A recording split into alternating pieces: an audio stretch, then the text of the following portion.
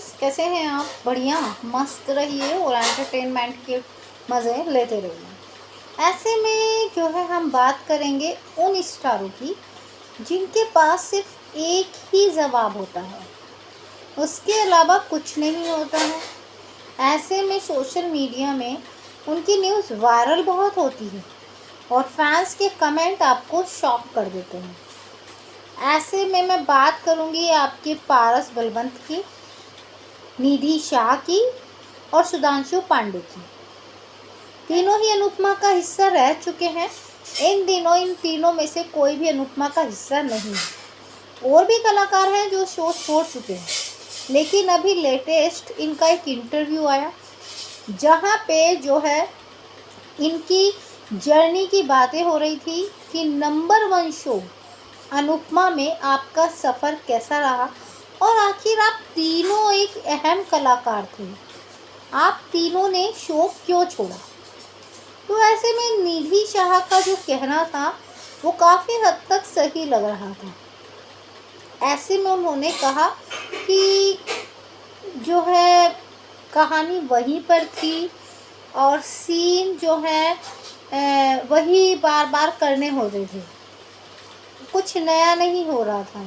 कई बार बोला गया कुछ नया कीजिए, बोर हो गए हैं बार बार इसी चीज़ को करते हुए। तो ऐसे में निधि शाह अपने रोल से खुश नहीं थी, या जो उनको रोल दिया जाता था, जो स्क्रिप्ट दी जाती थी, उन्हें लगता था रिपीट हो रही। ऐसे में उन्होंने ये वजह बताई। अब हम बात करते हैं आपके प्यारे पारस की, जो इन दिनों आपको कुंडली में नज़र आ रहे हैं राजवीर का रोल करते हुए। एकता कपूर के बड़े प्रोडक्शन के साथ जुड़ना ही बहुत बड़ी बात होती है।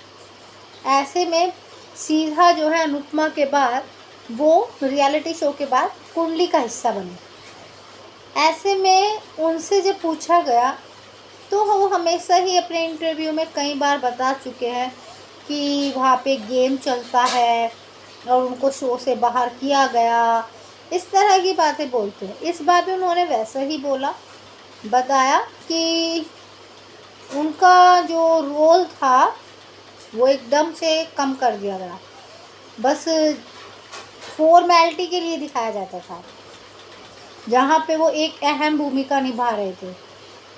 तो ऐसे में जो भी इंटरव्यू ले रहे थे सर, तो उन्होंने पूछा ऐसे कैसे हटा सकते हैं भाई, चैनल्स भी है, मेकर्स भी हैं, राइटर भी हैं, स्क्रिप्ट भी होती है, ऐसा थोड़ी हटा देंगे।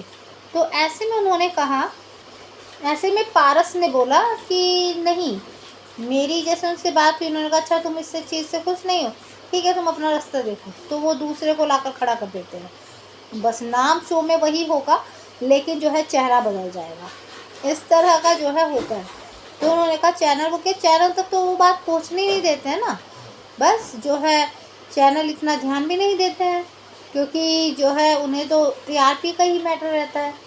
तो ऐसे में जो है सुधांशु से पूछा तो उन्होंने कहा एक जगह काम कर करके इंसान की जो ग्रोथ होती है वो रुक जाती है, उसे कुछ नया करना चाहिए। इस इंडस्ट्री में अगर आप एक जगह इतने साल दे देंगे तो फिर आगे का फ्यूचर कुछ मुश्किल से ही होता है। तो ऐसे में जो है इतना जो सफ़र रहा वो लोगों को पसंद आया, अब कुछ और नया करते हैं। तो ऐसे में जब पारस की बातें सुनी इंटरव्यू में, वो तो डायरेक्ट ही बोलते हैं कि मुझे पता है सब। वो उन्होंने पूछा क्या है नाम, तो क्या वो सबको पता है, बताने की ज़रूरत नहीं है। तो ऐसे में पारस हमेशा ही अनुपमा शो के लिए ऐसा बोलते आए हैं जब से वो शो से बाहर हुए हैं, ये जैसे भी। तो उसके नीचे जो फैंस के कमेंट थे वो काफ़ी अजीबोगरीब थे। फैंस ने कहा इस बंदे की गाड़ी यहीं अटकी हुई है, ये बंदा आगे भी बढ़ेगा नहीं। इतने बड़े प्रोडक्शन, किसी ने कहा इतने बड़े प्रोडक्शन के साथ जुड़ने के बाद भी ये बंदा राजन शाही के शो को याद करता है। तो किसी ने ये कहा इसके पास कुछ काम नहीं है क्या।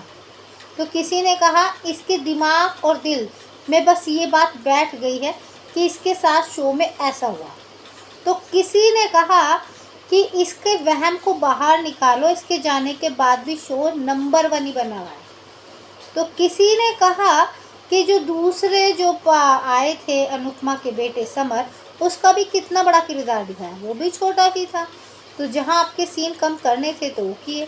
तो ऐसे में किसी ने कहा, किसी ने अनुपमा को बुरा भला बोला कि वो वैम्प है, मतलब सबके कमेंट अपने अपने थे, लेकिन इनके लिए लोगों ने जो बोले वो मैं आपको बता रही हूँ। तो ऐसे में आपकी क्या राय है? क्या ज़िंदगी में वही बातें दोहराना ठीक रहता है या आगे की जर्नी पे फुल फोकस करना चाहिए? कमेंट करके ज़रूर बताइए। बाकी जानकारी के लिए डियर लाइक सब्सक्राइब दोनों बनता है।